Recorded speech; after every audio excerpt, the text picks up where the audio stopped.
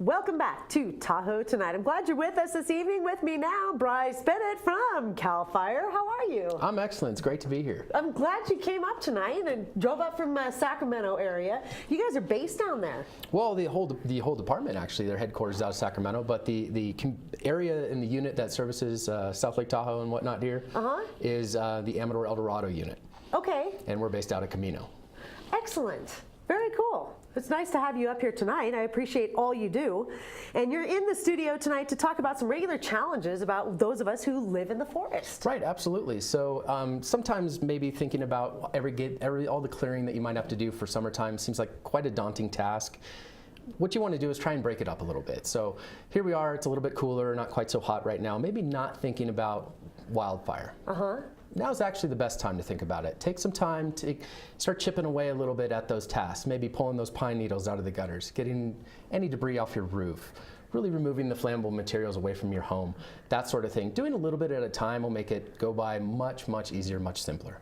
Now, wildfire spreads, of course, on the forest floor, but a lot of those embers jump. So there's a huge focus on our roofs and our gutters and the trees that surround our homes. Right, absolutely. Clearing the land and clearing those trees up to 6 to 10 feet off the forest floor allows for the fire to stay on the floor if there is a fire that comes through and not jump into the trees, because a fire that gets into what we call the crown is not a good fire. It's not healthy for the forest either. So how can people get more information on having someone maybe come out to their house? Do I have enough clearance around my home? What's that called? The defensible space? Right, absolutely. So one of the very easiest things to do, we've all got smartphones, right?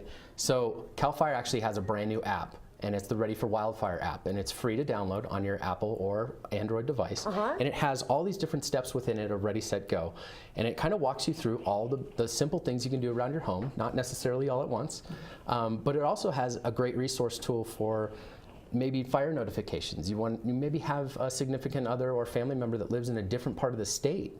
Well, you can set a notification when there's a wildfire in their area as well. So you can find out when there's a fire that might be affecting a family member.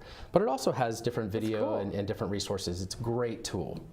That's really cool. And then just calling your local, gardener or landscaping company if you don't want to be raking up those pine needles yourself. So that's a daunting job. I mean, I'm driving down my street right now, and there's some homes with 30, 40 bags out in front of them. So yeah, absolutely. And doing a little bit of research for wherever you are, checking in with your local fire adapted community leader can point you in the right direction for different chipping programs or other things that might be available to you. Very important to do. Now, we were talking with Chris Anthony a little bit earlier, but part of your team as well, CALFIRE, and he was saying that wildfires are up a lot this year. Now that seems very strange considering the kind of winter we had. Tell me a little bit about that. Right, well that's relative to the entire state as well. So California is in what we consider a Mediterranean climate. So if we have rain, we're going to have a grass crop. So now we have a substantial amount of grass throughout the state that maybe we haven't seen in 5 or 6 years. Interesting. So those grass crops are creating some very fast-moving fires that are already being seen in Southern California. Wow.